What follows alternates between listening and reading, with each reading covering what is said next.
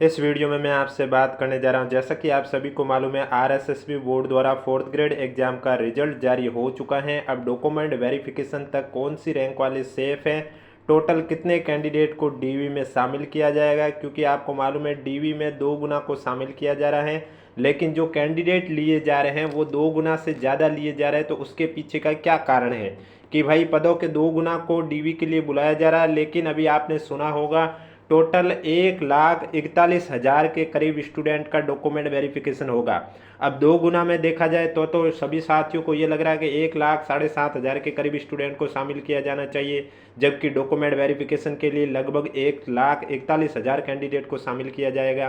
तो इसके पीछे का क्या रीजन है और कहां से स्टूडेंट आए हैं, उसके बारे में इस वीडियो में चर्चा करूंगा। वीडियो पसंद है तो वीडियो को लाइक कीजिए, चैनल जरूर सब्सक्राइब कीजिए, क्योंकि डॉक्यूमेंट वेरिफिकेशन का काम शिक्षा विभाग करेगा और विभाग द्वारा जब भी आपके डीवी को लेकर शेड्यूल जारी होगा या फिर बोर्ड द्वारा स्क्रूटनी फॉर्म शुरू किए जाएंगे, आपको इस यूट्यूब चैनल के माध्यम से बता दिए जाएंगे।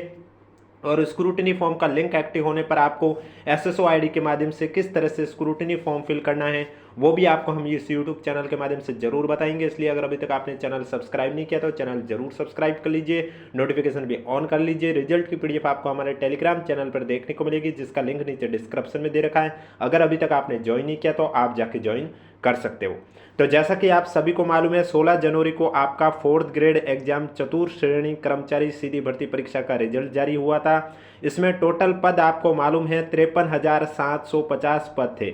जिसमें से नॉन टीएसपी यानी कि गैर अनुसूचित क्षेत्र के 48,200 पद थे और टीएसपी यानी कि अनुसूचित क्षेत्र के 5,550 पद थे। अब जब आप कट ऑफ देखोगे तो कट ऑफ आपको मालूम है 2 गुना की जारी की गई है और उसमें दस्तावेज सत्यापन को भी लेकर इस रिजल्ट की पीडीएफ में स्पष्ट रूप से लिखा हुआ है कि 2 गुना कैंडिडेट, यानी कि ये जो आपको कट ऑफ दिखाई दे रही है नॉन टीएसपी और टीएसपी की, ये कट ऑफ है 2 गुना का। अब डीवी किनका होगा, क्या आपका नाम डीवी में आएगा, वो जानने के लिए आपको अपने मार्क्स पता होने चाहिए। और मार्क्स आप सभी को मालूम है रिजल्ट में आपके सभी कैंडिडेट की पीडीएफ में नाम जारी किया गया है। अब किन कैंडिडेट का नाम जारी नहीं किया गया वो भी मैं आपको बता देता हूँ। जिस कैंडिडेट ने एग्जाम नहीं दिया और जिस कैंडिडेट के नंबर नेगेटिव में आ रहे हैं, इन दोनों कैंडिडेट के लिस्ट में नाम नहीं मिलेगा आपको, बाकी सभी कैंडिडेट के लिस्ट में नाम मिलेगा। और आपके नाम के आगे नॉर्मलाइजेशन में आपके कितने नंबर आए हैं, रो मार्क्स कितने, वो दोनों लिखे हुए हैं। और अगर आपके मार्क्स कट ऑफ जितने या कट ऑफ से ज़्यादा है तो आपका भी डॉक्यूमेंट वेरिफिकेशन होगा, आपको भी डीवी के लिए शामिल किया जाएगा।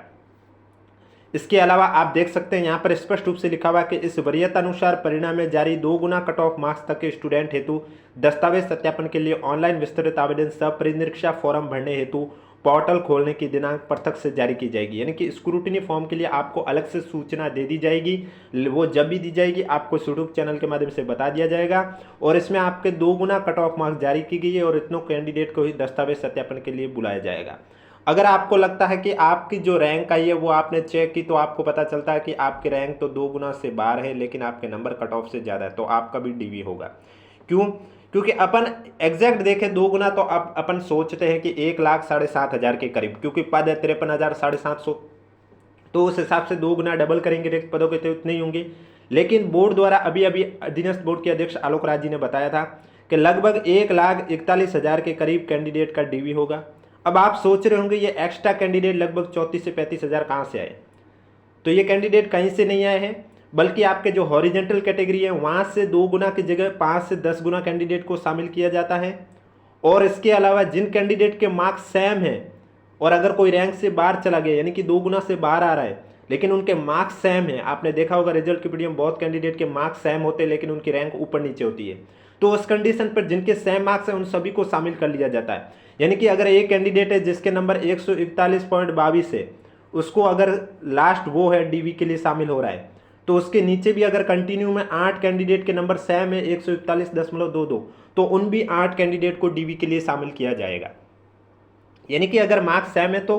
डीवी के लिए उन सभी कैंडिडेट को इंक्लूड कर दिया जाएगा। और उसके बाद लास्ट में जो सेम मार्क्स वालों की क्या कंडीशन देखी जाती है, नियम के अकॉर्डिंग एज देखी जाती है या जो भी फाइनेंशियल कंडीशन जो भी देखी जाती है, वो सब मैटर डिपेंड करता है और उसके बाद ही उनका फाइनल सिलेक्शन लिया जाता है। अब डॉक्यूमेंट वेरिफिकेशन के लिए आपको कौन कौन से दस्तावेज तैयार करने हैं, अभी जब ऑफिशियली नोटिफिकेशन आएगा तब तो मैं आपको बता दूंगा, लेकिन फिलहाल जो बाकी भर्ती परीक्षाओं में जो जो मांगे जाते हैं उसके आधार पर अगर बात करूं तो जैसे कि आपने एप्लीकेशन फॉर्म फिल किया होगा, उसमें जो जो दस्तावेज का जिक्र आपने किया है वो सभी आपको दिखाने होंगे। यानी कि अगर आपने शैक्षणिक योग्यता फॉर्म में सिर्फ 10वीं पास ही लिखी है तो आपका 10वीं पास ही मांगा जाएगा, हालांकि यह भर्ती 10वीं पास ही है। अगर लेकिन आपने फॉर्म फिल करते समय ग्रेजुएशन का भी फिल किया है, 12th का भी किया है, RSCT सर्टिफिकेट भी कर दिया है, तो फिर जब DV होगा तो आपसे वो भी आपसे मांगे जाएंगे। इसके अलावा अगर आपने फॉर्म में आपने मैरिड लिखा तो आपसे मैरिज सर्टिफिकेट भी मांगा जाएगा। अब कंडीशन ये होती है, कुछ कैंडिडेट कह रहे हैं कि जिनका 2006 से पहले विवाह हुआ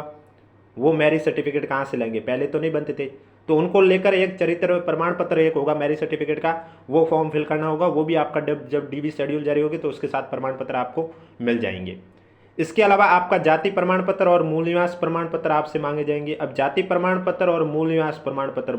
प्रमाण पत्र इसलिए मांगा जाता कि आप राजस्थान के निवासी है, ये प्रूफ हो सके, और जाति प्रमाण पत्र इसलिए मांगा जा सकता है कि आप कौन सी कैटेगरी से उस कैटेगरी का आप हो या नहीं हो, इसका प्रूफ मिल सके।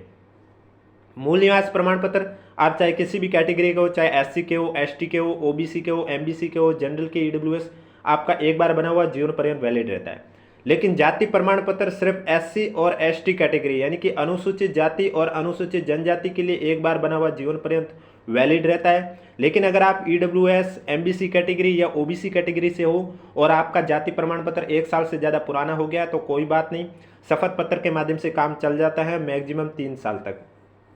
उससे ज़्यादा पुराना तो आपको नया बनाना होगा। इसके अलावा आपसे चरित्र प्रमाण पत्र मांगे जाएंगे टोटल 3, जिनमें से 2 तो आपके अलग अलग राजपत्रित अधिकारियों द्वारा जारी होने चाहिए और वो आपके सगे संबंधी नहीं होने चाहिए, और एक आपने जहाँ से भी अंतिम शिक्षा प्राप्त की है वहाँ का आपसे चरित्र प्रमाण पत्र मांगा जाएगा। इसके अलावा ID प्रूफ भी मांगी जाएगी आपसे, कुछ एग्जाम में मांगा जाता है। मैं आपको जो भी बता रहा हूँ ये सब 2024 और 25 में जो भी RSSB बोर्ड द्वारा एग्जाम आयोजित हुए उनका डॉक्यूमेंट वेरिफिकेशन हुआ, उसमें जो दस्तावेज कॉमनली मांगे जा रहे हैं उसी के आधार पर मैं आपको बता रहा हूँ, बाकी ऑफिशियली नोटिफिकेशन आने पर आपको बता दिया जाएगा। तो चरित्र प्रमाण पत्र के अलावा आपसे जो मांगे जाएंगे डॉक्यूमेंट, अब अगर किसी कैंडिडेट ने PH कैटेगरी से फॉर्म फिल किया है या किसी ने स्पोर्ट्स पर्सन से फॉर्म फिल किया तो उनको उनका प्रमाण पत्र दिखाना होगा, या महिला में किसी ने विड्रॉ से किया या फिर किसी ने परित्यक्ता से किया है तो फिर उनको उनकी कैटेगरी का प्रमाण पत्र दिखाना होगा। अब जाति प्रमाण पत्र महिलाओं के लिए उनके पिता के निवास उनकी आय के आधार पर बना हुआ ही वैलिड माना जाएगा। ये स्पष्ट रूप से एडवर्टाइजमेंट में भी लिखा हुआ, आपके पति के नाम उनकी आय उनके निवास के आधार पर बना हुआ वैलिड नहीं माना जाएगा। इसके अलावा आप जो स्क्रूटनी फॉर्म फिल करोगे SSO ID के माध्यम से, वो भी आपको स्क्रूटनी फॉर्म फिल करने के बाद उसकी भी PDF आपको संभाल के रखनी होगी, क्योंकि जब आपका डॉक्यूमेंट वेरिफिकेशन होगा तब वो भी आपसे मांगा जाएगा। इसके अलावा आप तंबाकू और गुटखे का सेवन नहीं करते हैं, इसको लेकर भी आपसे एक शपथ पत्र लिखवाया जाएगा। इसके अलावा एक कूट रचित शपथ पत्र भी आपसे मांगा जाएगा, यानी कि आपने जो दस्तावेज दिखाए हैं वो सभी सही है। अगर कोई भी दस्तावेज जाली पाया जाता तो आपके विरुद्ध कार्रवाई की जा सकती है। इसके अलावा जो OTR में आपने हैंड रिटन नमूना पेश किया उसी के आधार पर आपको एक हैंड रिटन फॉर्मेट भी सबमिट करना होगा, जिससे कि आपकी राइटिंग पहचानी जा सके, और उसका फॉर्मेट भी आपको मिल जाएगा जब DV शेड्यूल जारी होगा। इसके अलावा दहेज को लेकर भी एक प्रमाण पत्र आपको दिखाना होगा। जो मैरिड है वो उन्होंने दहेज नहीं लिया, जो अनमैरिड है वो भविष्य में दहेज नहीं लेंगे, इसको लेकर भी एक प्रमाण पत्र मांगा जाता है। और इस तरह से आपके सभी डॉक्यूमेंट चेक किए जाते हैं, और अगर कोई कमी पेशी पाई जाती है तो आपको एक टाइम पीरियड दिया जाता है, उस टाइम पीरियड में आपको दिखाने होते हैं। तो इस तरह से हर भर्ती परीक्षा में डॉक्यूमेंट वेरिफिकेशन के समय जो मेन चीज़ मांगी जाती है वो मैंने आपको बता दिया है। वीडियो पसंद आए तो वीडियो को लाइक कीजिए, चैनल जरूर सब्सक्राइब कीजिए। बाकी आपकी रैंक सेफ है या नहीं है तो उसके लिए आपको अपने मार्क्स पता होने चाहिए, और वो मार्क्स आपकी जो कट ऑफ है, आपकी कैटेगरी में जो कट ऑफ है उतने हैं या उससे ज़्यादा है तो आपका DV होगा। अगर उससे कम है तो फिर डिपेंड करता है कि अगर किसी कैंडिडेट का किसी और में सिलेक्शन हो गया है और वो अगर DV नहीं करवाए तो फिर कैंडिडेट बोर्ड को नहीं मिले तो उस कंडीशन पर बोर्ड और लिस्ट जारी करता है, अन्यथा नहीं करता है। यानी कि अब आप देख सकते हैं इस भर्ती परीक्षा में आपके टोटल 53,750 के करीब पद हैं। अब इसमें बहुत कैंडिडेट ऐसे भी हैं जिनका पटवार में सिलेक्शन हो चुका है, जिनका वीडियो में सिलेक्शन हो चुका है, जिनका ड्राइवर एग्जाम में सिलेक्शन हो चुका है, या जिनका कंडक्टर एग्जाम में सिलेक्शन हो चुका है, या जिनका NHM के जो रिजल्ट जारी हुए उसमें सिलेक्शन हो चुका है, GNM हुआ, CHO हुआ, ANM हुआ, जो भी हुआ, या RPSC द्वारा आयोजित हुए फर्स्ट ग्रेड में किसी का हो गया हो या सेकंड ग्रेड में हो गया हो, या आरपीएससी द्वारा आरएस एग्जाम या जो भी एग्जाम आयोजित होते हैं उनमें किसी का सिलेक्शन हो गया, तो वो तो आप 4th ग्रेड की डीबी नहीं करवाएंगे।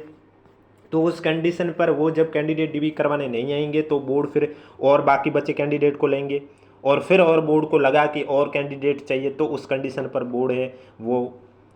विभाग जो बोर्ड को सूचित करेगा और उसके बाद बोर्ड और लिस्ट जारी करेगा डॉक्यूमेंट वेरिफिकेशन, तब आपका हो सकता है नंबर आ जाए। यानी कि अभी जिसके नंबर कट ऑफ के आसपास आ रहे हैं, यानी कि जिसकी कट ऑफ से रेंज बाहर है लेकिन वो कट ऑफ के भीतर आ रहे हैं, उसके नंबर 5 या 10 नंबर के अंदर अंदर, तो वो मान के चलिए कि हो सकता है आगे वेटिंग लिस्ट में आपका नाम जरूर आए। लेकिन जो कट ऑफ से बहुत दूर है, 50 नंबर दूर है, 40 नंबर दूर है, तो उनका तो कहना बहुत ही मुश्किल है। वीडियो पसंद आए तो वीडियो को लाइक कीजिए, चैनल जरूर सब्सक्राइब कीजिए, और इसी तरह जब भी 4th ग्रेड एग्जाम के डॉक्यूमेंट वेरिफिकेशन को लेकर सूचना दी जाएगी ऑफिशियली विभाग द्वारा, तो आपको यूट्यूब चैनल के माध्यम से बता दिया जाएगा। और इसके अलावा इसके लिए स्क्रूटनी फॉर्म जब भी शुरू होंगे वो भी हम आपको इस यूट्यूब चैनल के माध्यम से बता देंगे। उम्मीद करता हूँ, आशा करता हूँ आपको समझ में आया होगा, और रिजल्ट की पीडीएफ आपको हमारे टेलीग्राम चैनल पर देखने को मिलेगी, जिसका लिंक नीचे डिस्क्रिप्शन में दे रखा है। अगर अभी तक आपने ज्वाइन नहीं किया तो आप जाके ज्वाइन कर सकते हो। और स्कोर कार्ड, यानी कि सभी कैंडिडेट को पीडीएफ में तो अपने मार्क्स देखने को मिल रहे हैं, लेकिन जो कैंडिडेट नेगेटिव में गया है या फिर एब्सेंट था या फिर जिसने 10% से ज़्यादा ऐसे क्वेश्चन है जिसमें गोले नहीं भरे, ऐसे कैंडिडेट के स्कोर कार्ड भी जारी हो जाएंगे। यानी कि जो एब्सेंट होगा उनका 0 लिखा जाएगा, और जिसके नेगेटिव में है तो उसके बता दिए जाएंगे नेगेटिव में है, और जिसने 10% से ज़्यादा क्वेश्चन में गोले नहीं भरे तो उसका भी बता दिया जाएगा। एक और बात, यानी कि आपको लगता है कुछ कुछ शिकायतें आ रही थी बोर्ड के पास कि ओमार शीट में इसने एग्जाम दिया लेकिन इसका पीडीएफ में नाम क्यों नहीं है, तो उसका 2 रीजन तो मैंने आपको बता दिया था कि एक तो नेगेटिव,